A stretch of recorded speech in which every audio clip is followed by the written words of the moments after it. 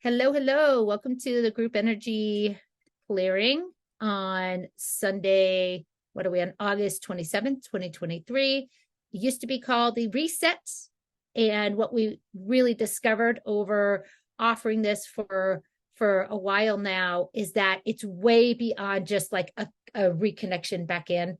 We really do activation work. When my spirit team comes in, we are doing like full blown, like I'm tracking of everyone's energies and clearing things out. And so that's why we've changed it to more of calling it a group energy clearing.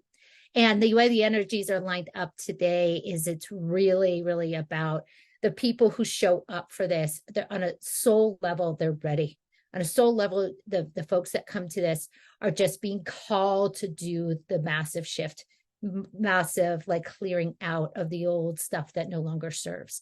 So welcome. And welcome, Tammy, as well. So I wanted to we were just talking about the Koki and how they have been bringing forward all these messages, all these transmissions for us, for humanity. And it really, if you have an opportunity to be in their presence, even if it's a Zoom or a recording, what they are bringing forward is just absolutely powerful. And we talked about the Indigenous experience being a very, very, very important part of the collective right now and starting to heal all those wounds. So those are some of the pieces. But one of the things I really want to bring up, and I'm going to share a little story that happened this morning and also explain what's really happening in the collective right now. But I want to say the grandmother energy is so powerful right now. I've been in a training, and there's a couple of us here that are in a womb clearing training that's very intense, very energetically advanced work with a woman named Z Earth Star. And we're in it for like, I don't know, it's like 8 weeks or even more. I'm not even sure.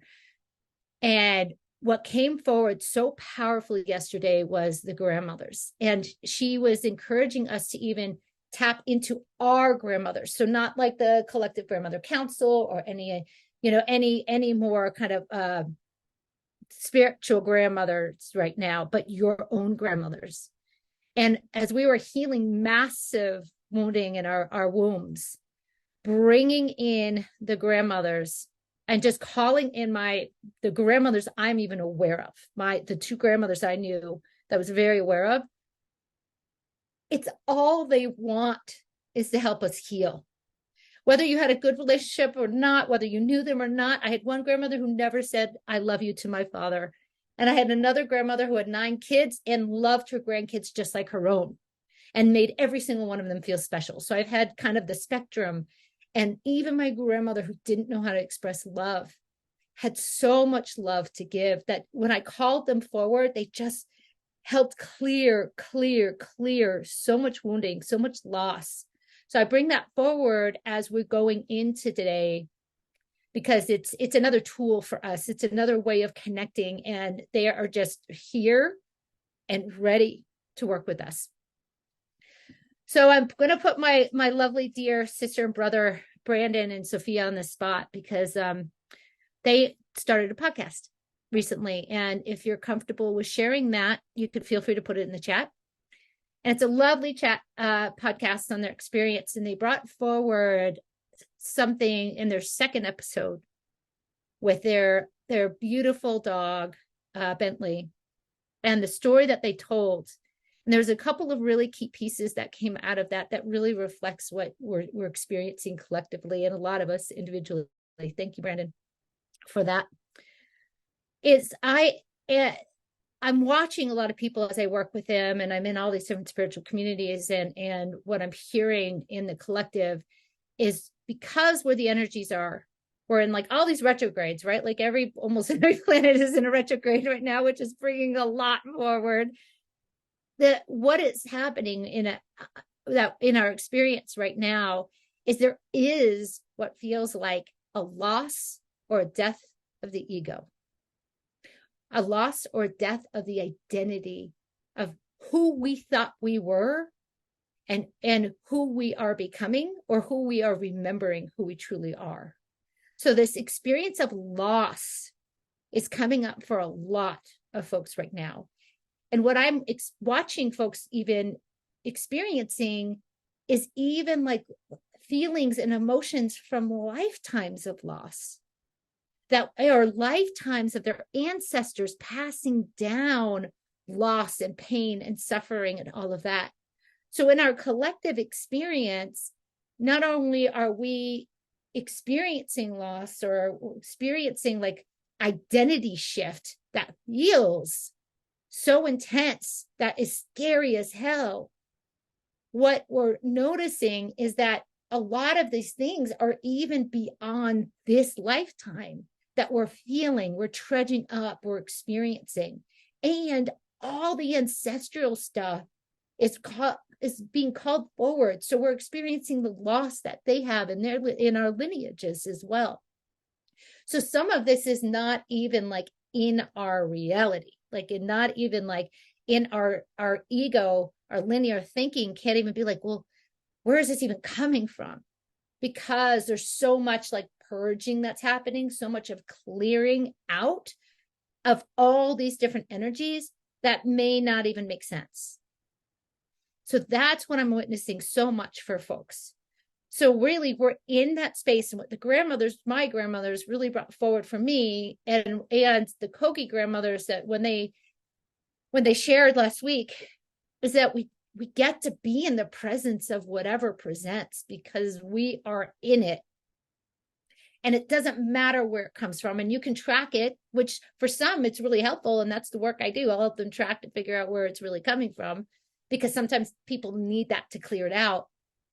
But it's the presence is everything. Presence is everything. And getting out of this to analyze everything, make sense of it, having to know it, isn't necessarily important right now. So those are some of the key pieces that have been coming forward that I want to share. And I'm circling back to the podcast I was listening to with Brandon and Sophia this morning about their beautiful, beautiful angel, Bentley. And I apologize for bringing this up for you, but it's hit home. Is their level of being present, loving and compassionating, and seeing the spirit of that dog, and being raw and vulnerable in sharing their story, is what is transforming us now, is what is healing us right now. The more vulnerable we can be and just sit in those feelings, that is what's shifting us. That is what's taking us to the next level of where our soul is yearning for us to go. And I've been in that this week, where I like poured my heart and soul out to 3 sisters, and I looked ugly, I looked messy, I was in conflict with them. It was dirty, it was messy, it was all of it.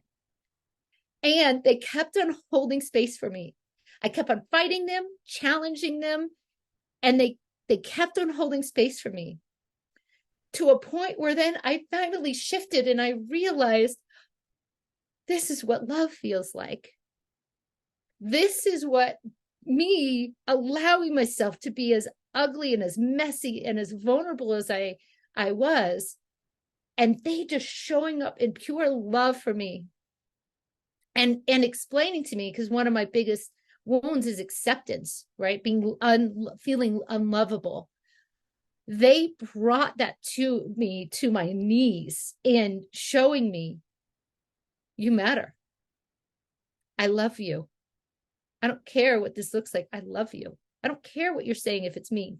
I didn't say really anything mean, but I was saying some things that were like hard to hear on all sides. And after that, I totally fell apart and started crying my eyes out when I got off with him. And I realized I am really loved. And so circling back with this podcast, if you get to hear the Bentley story, it brings me back to, again, they were raw, they were vulnerable, they shared their heart, and they were allowed us to come in and see that. And that is what, again, where the true healing is. So I wanted to share that, because we are being pushed up against the resistance of fighting the old ways we were doing things, fighting the ways that we are staying blocked We are not allowing ourselves to feel. We are not allowing that presence, that love and compassion to come through. We're getting stuck in the stories. We're getting stuck in the wounding, whether it's ours, our ancestors, or wherever it's coming from.